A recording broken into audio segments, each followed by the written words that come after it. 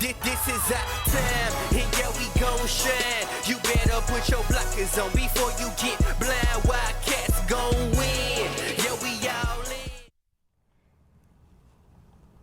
Hey, welcome back to another brand new edition of Sports Corner. I'm your host, Dominique Williams, and with me I have Felix Reyes Jr. and Timothy White Jr. On today's show, we'll be discussing which loss hurt these team chances of making the college football playoffs, USC or Alabama. What do the fans think of the Bethune-Cookman University football team? NFL recap of Week 2, and is Peyton Manning at the end of his career right now? But first, let's get into college football. It seems like this year's preseason favorites are dropping after Week 3 of college football.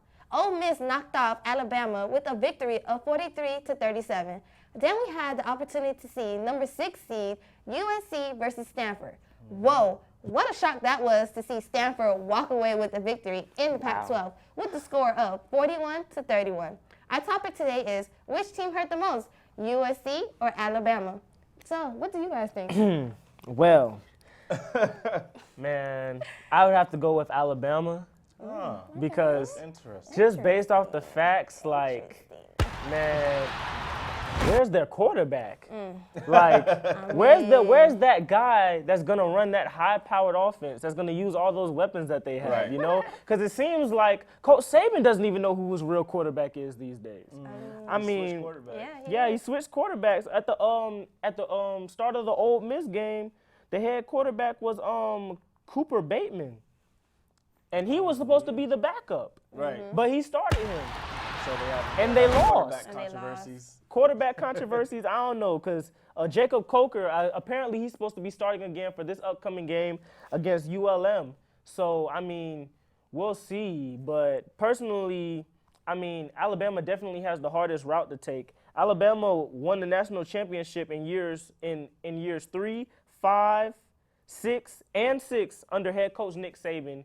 And a lot of people are looking at it like, if he doesn't, this is year 9 now. A lot of people are looking at it like, well, if Saban doesn't deliver a national championship, this will be a downfall. And especially you already took a loss to Ole Miss. So nobody expected that. Come on now. If there was such thing as college fantasy for real, oh my gosh. A lot of people would have been mad about that.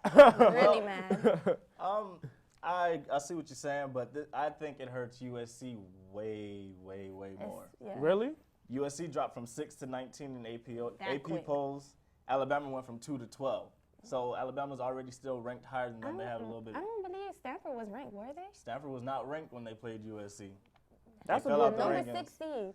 So, but main reason is USC plays in the Pac-12. We're on the East Coast.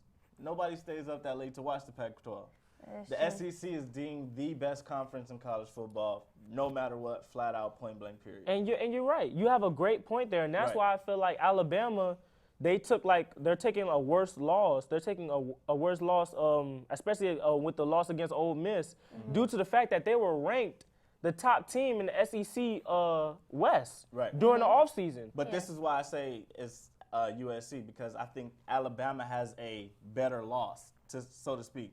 Better loss. Ole Miss was actually a ranked opponent, so they were a better team than Stanford. USC lost to a worse team than Alabama. You have a point, but at the end of the day, Alabama's man, their team, their football team they shouldn't be losing to Ole Miss. And if you watch the game against Middle Tennessee, I mean, yeah, it was a blowout, but it was a lot of balls thrown that should have been interceptions. If you watch that, like, their offense looked kind of sloppy. Yeah. I mean, I'm not like a Alabama fan like that, but I do follow their team because obviously they're always in, top 10 in the polls every year, especially since Nick Saban took that team from the graveyard that it was in back in like 05, 07, somewhere around those years, and then took them to national championship, took it to become a national championship team more than once. Right. So therefore, man, at the end of the day, if Alabama, especially coming off the loss that they took last year, if Alabama doesn't make the playoffs this year, man, it's going to be more than disappointing, in my opinion. Well, we've seen SEC teams make it with one loss before. as far as they can make it. Only way I think USC might have a chance to make it is if they win out. They have to win every single game from here on out and win the Pac-12 championship, which is going to be tough. According to ESPN.com, they only have a 3.8% chance Wow. of actually winning out. Right. Wow. And that's the crazy thing. Alabama's schedule isn't as tough as everybody tries to make it seem. Right. Like the main two teams that I expect them to have problems with would be LSU and Georgia.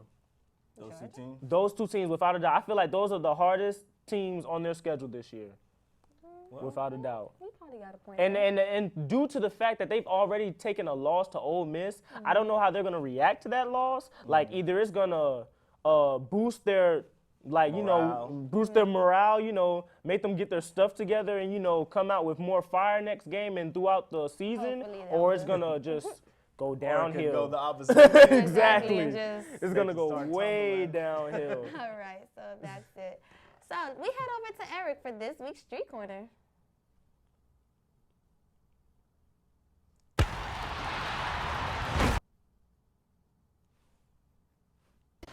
Welcome to a new edition of Street Corner. I'm your host, Eric White, and on this edition, we're going to be asking the students of Cookman what do they think about the 7-3 victory Bethune had over Lane College this Saturday.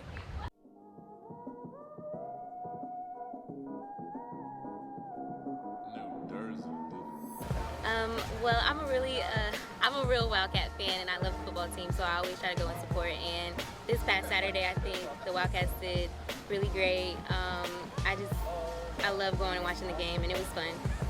Glad the rain held up. I believe this past weekend's football game was a building block for the rest of the season.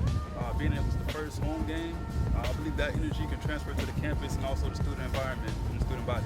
I think we did good. I mean, we won, got the W. But there's always room for improvement, but overall we did well. I mean, it was a hard battle for them. There's a lot of improvements to do, but I'm glad they got the victory though. I feel like BCU as a total, I mean, we won. BCU, you already know they're Wildcats. But like, the football team, we could have did better, like, for real. I honestly believe, like, our team really we shouldn't even have let them score, first off. Second off, we should have scored more than 7 points. But hey, a win is a win. And we won, and our band showed out, made Lane College band look like a high school band. You feel me? So, BCU, they're Wildcats. I felt like they did an amazing job. They could have picked it up a little bit. The crowd could have got more hype. I guess they needed the crowd more. But as a team, they did very well, holding them off for 4 quarters and making their touchdowns, make more touchdowns. I feel like they did a good job. In other words, that's basically all I can really say. It was a real good game. They did their thing. That's for sure. A lot of people on the football team I know how they play. So I feel like they really did a good job doing this game. It was a pretty good showing by Lane, a smaller school. I think the Wildcats, I think we did pretty good. We could have, of course, did better. But, a lot of times when a smaller school comes in and, puts up a good showing, you kind of play down to their level. I think the defense did a great job, held it to only 3 points. We could have had a shutout. But, I think we're just starting to come together. That was just game 3. So we got many more to go. So I definitely think we'll continue to progress and get better. So it's only, up from here. We had widespread out opinions of what the students thought about the football game, but my take is I believe that Bethune could have did a lot better. Lane College is a D2 school, and they only had scored 7 points. We had so many turnovers in the red zone. Penalties were killing us on the punt return. I just feel like Bethune could have did a lot better than what they did this week. Now back to you guys in the studio, Tim.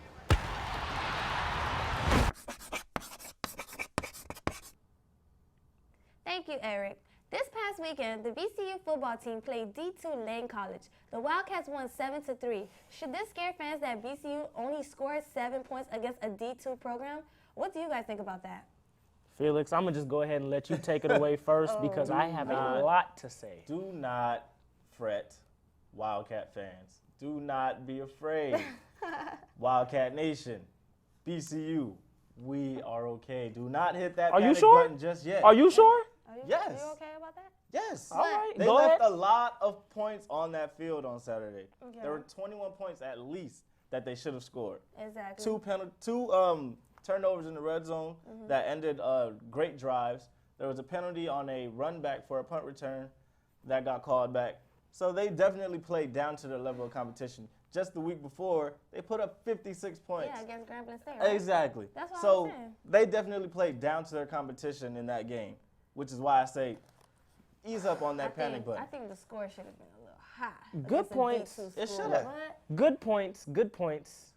But now is where I make my take on this. Well, here we go. Let me sit up, cuz this is gonna be a lot. Okay. Now everybody knows this is, the start of the Sims era with Wildcat football. Right. Now, this is what I don't understand. What I don't understand is how we can, like you said, we dropped 56 points on Grambling State, but we can only put 7 on D2 Lane College. Man, we made Lane look very good. We made them look like a very worthy opponent. Right. Their quarterback rushed for over 100-something yards on us. That's D1 level. Right. Exactly, and this is what I don't understand. This is what I also don't understand. The fact that we're starting off so shaky. It's like, this is the start of the Sims era. The start of the Sims era has not been, steady. It hasn't been steady. It hasn't been steady going. It hasn't been easy going. It's been very rocky. We first start off with a blowout loss to which everybody expected from Miami University. Right. Then we play Grambling State. Yeah, we dropped 56 points on Grambling shootout. State, but we only won by 3 points. Right. But it was a good game, though. It was a good game, but it highly was all competition. offense and then no defense. And then you have your first home game. You only drop 7 points on All your first defense, home. no offense. Exactly, and it's just a little too it's too shaky for me. One thing I can say, I know Coach Sims personally, good guy, great guy. I didn't know Jenkins, but look, Jenkins definitely, Had more of an impact. Well, look, yeah, that's what you're saying. as of right now, as a coach, basically, he as had more of- of as an of- impact last season than to this season. well, it's too early to call, but as of right now, I feel like I don't want to make any bold predictions or any wide predictions, but as of right now, things are just it's rocky right now. Yeah, I'm you not can definitely tell it's that not a stable team. It looks like the team, that's what I'm saying. The team definitely looked like they played down to their competition. I Just mean- before they put up 56. Lane was not that good. I was at the game. Oh, I we saw all it. were at the game. They were not that good. Their quarterback wasn't accurate at all. Completely. It's not. I'm not worried about it because we've seen this team put up points before. So the fact that they only put up 7 it's upsetting, but it's not discouraging because we've seen them put up points. It keeps me on the fence as a Wildcat fan. It keeps me on edge, and not in a good way. That's Right. what I'm saying. Because they had 8 penalties that game, and they gave up over 124 yards in penalties. Wow. Right. That is crazy. That is almost unacceptable, to be honest with you, for a D1 team against a D2, a legit D2 team. Right. You could tell that they Come definitely on now. probably We're looked better over than that. That's what I'm saying. Defending champs with a meat Exactly, Right. and that's what I'm saying. As a Wildcat fan, I know for a fact our team is better than that. So the way how we started off this season, You about to push that panic button? I'm almost there. I'm almost there, but we still have time to put things in tip-top shape. So we'll see. Well, I'm not worried about him, and head coach Terry Sims isn't worried either. At his press conference, he said, "I'm always going to have confidence in my guys." Well, let's So, hope that we'll see. confidence, relates to more points, more blowouts that are supposed to be blowouts. Hey, but look at it like this. It just shows whether you're D1, D2, JUCO, D3. Everybody plays at the same level of competition That's when it comes why to the you game of play football. the game. You just play play to the win the game. game. Hey, and they've won their If you last want to two. be the best, you got to beat the best. Definitely, and you got to beat the worst too, the way how they should be beaten. That's a good point too. Definitely. All right. Well, moving on. NFL recap of week 2.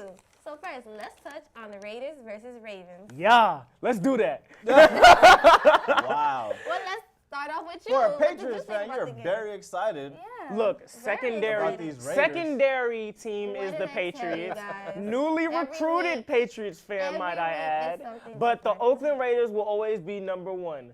for personal reasons and Jerry Rice. But anyways, back to it.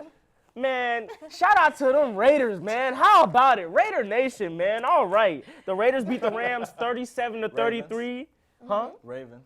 I'm sorry, not the Rams. Excuse me. The Raiders beat the right? The Raiders beat the Ravens. There you go. 37-33. My man Derek Carr, 30 for 46, 351 passing yards, 3 TDs, had a passing rating of 100.9.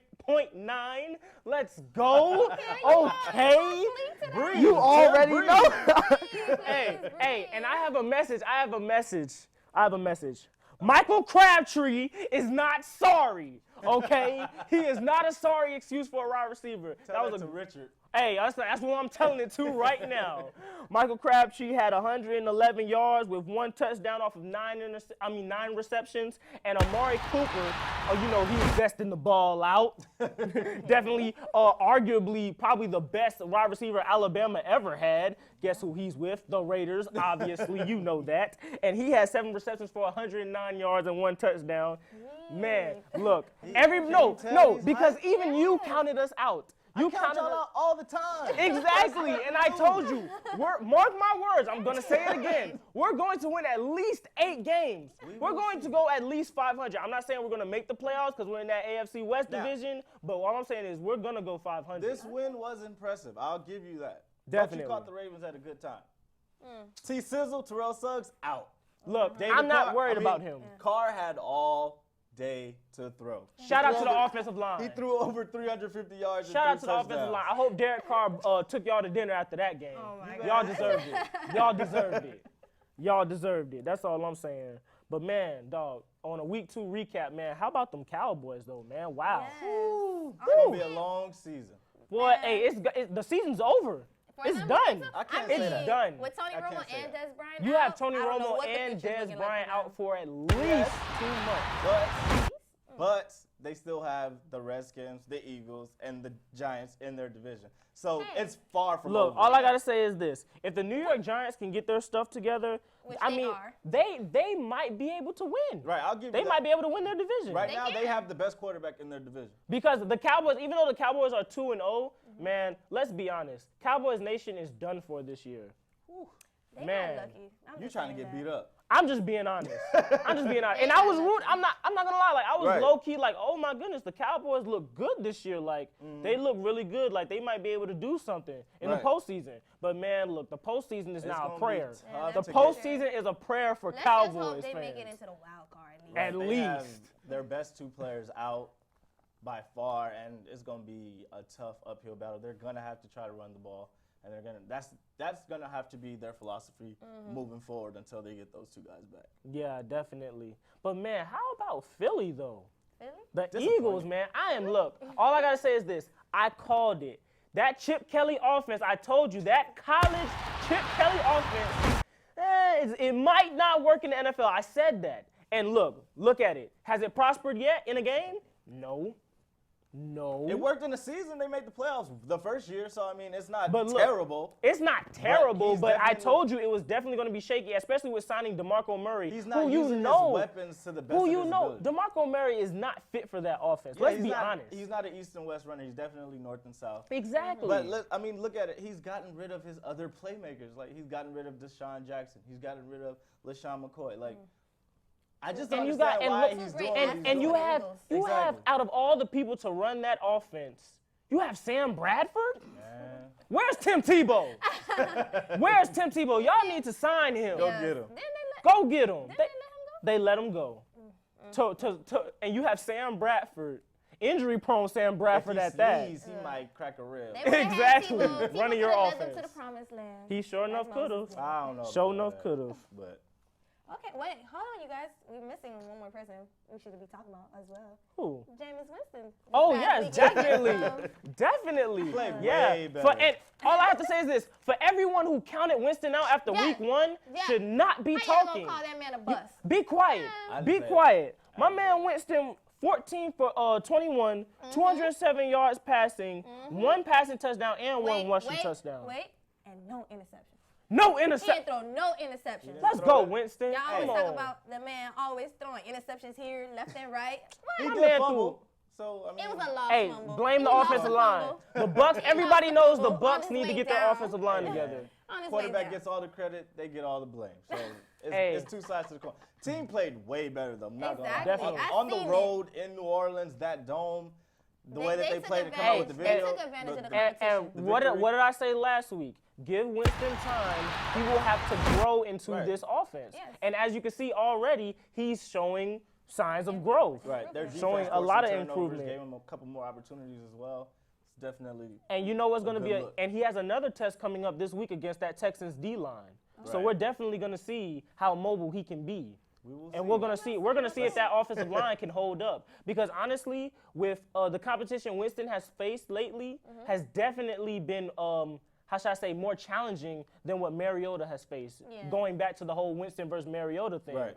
So I mean, Mariota, yeah, his first game was against the Bucks, but everybody knows the Tampa Bay Bucks defense is very subpar. Exactly. So what I'm saying is Winston has been against, a more competition on the defense, well, going against the defensive side. So Yeah. I feel like Winston might have more errors in his season, but he'll definitely learn from them and end up becoming better. Just go ahead and put it out there. Yeah, I feel like Winston is overall is going to be better than Mariota. There's a lot of teams that started 0-2. Ravens, Colts, Texans, Giants, Eagles, Lions, Bears, Saints, and Seahawks. It's a I'm mouthful, counting- right? I'm Both counting of the my Seahawks teams out. in that mix right there. Giants and Saints. I'm not gonna lie.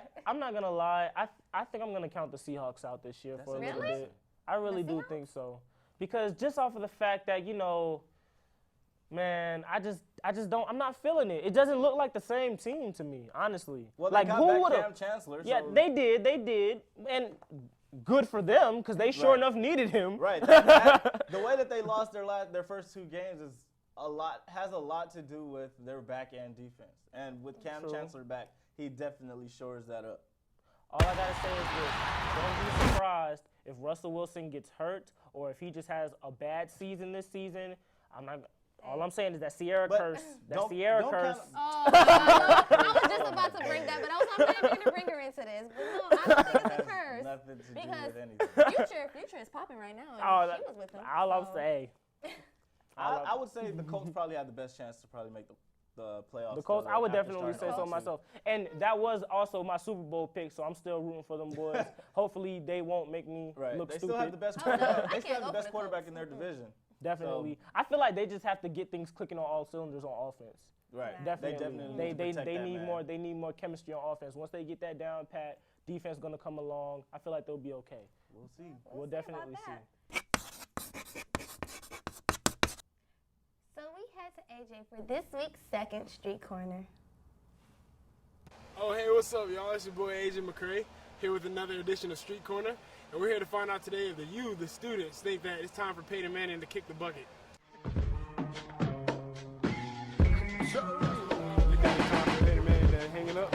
Nah, man, I mean, honestly, this year he's having it rough, but if you look at his course record, man, he's always consistent, always been a good player, always been a franchise player, game changer. Right now he's just going through a rough patch, I feel, but it's still early in the season when he's second game. So I feel like he still has time to develop, even though he is, arguably a first ballot Hall of Famer.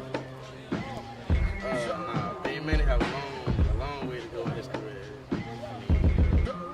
He got a lot more to do, a lot more damage to be done. Yes, it is. Why? Because I feel like he's getting too old. Really. Period. I do feel like it is time for Peyton to give up his career because he just to his little brother Eli. Yeah, so there is to it. No, I don't, because he's a great quarterback and he can raise his stats and he's number one. There you have it, guys. You've heard the voice of the students. Me personally, I think it's time for Peyton Manning to give it up, pass it over to his little brother Eli, who has 2 rings, not 1. But what do I know? I don't even watch the NFL. Anyways, back to you guys in the studio. Thank you, AJ. So, is Peyton Manning at the end of his career right now? No. No? No. Yes. Like my man Jet said, He's gotten off to a rocky start. But look, all I have to say is this: as long as the NFL keeps treating quarterbacks like babies, to where every single time they get touched, it's a penalty, Peyton Manning can play in this league till he's 50, with all seriousness. That's another 10 years. That's a long time. Now, this might have to be his last season. Now, I say this because you always want to leave a year early rather than a year late. Jordan left too late. Shaq left too late. Brett Favre, way too late. Those are some of the players that should have retired a little bit earlier. So, I mean, this defense right now is the reason why, in my opinion, that they started this season 2-0. They're definitely propping this man up. Last year, through 2 games, Manning had over 500 yards and 6 touchdowns. This year, he only has 431 passing yards and 3 touchdowns and 2 interceptions that ended up being pick sixes. So he's definitely on the decline. Well, now, besides those 2 interceptions that ended up becoming pick sixes, all I have to say is this. That, 500, what was it, 500? He had over 500 yards passing. Over 500 yards to 43 in the first, 431 in the first 2 games is not a big decline. And with all seriousness, like you said, that defense could possibly keep him in the league for another year or 2. With being literal now. 39 years old right now. Right. I honestly think so. And like I said, again, the way how the NFL is protecting the quarterback these days, But that doesn't mean he can't get hit, regardless. Not saying he can't get hit, but when the last time you saw Peyton Manning get really rocked? It doesn't happen, but that doesn't mean he's not prone to those type of hits. It was a couple of dropbacks in that game where he saw the pressure coming and he just got down. That's a wasted possession. Yeah. Why not just get out while you're ahead of time? Exactly. I feel you, but maybe he wants to go ahead and. He's gonna get all the records for every but passing maybe record that matters. What I'm trying to say is maybe he wants to get another shot at that ring, especially. No, who wants to leave the NFL after a Super Bowl performance like that? That's all I'm saying. That's true. Take that to consideration because of the fact that, oh my gosh, Peyton, what were you doing? This is why in the NFL you have to take advantage of every time you get a chance to play in the Super Bowl. There's plenty of players that have never played in the Super Bowl, and there are plenty of players that will never play in the Super Bowl again. Exactly. I.e. Peyton Manning may never get there again. Dan Marino made a Super Bowl, never made one for the rest of his career. So, I mean, it happens. You just got to take advantage of those things. Dolphins are only. Well, all I got to say. Dolphins only time they use. Well, Dan Marino took it to the Super Bowl. I'm like. Okay. Y'all lost, though. So, well, all I have to say is this. At the end of the day, I feel like Peyton has another shot. He can get another chance.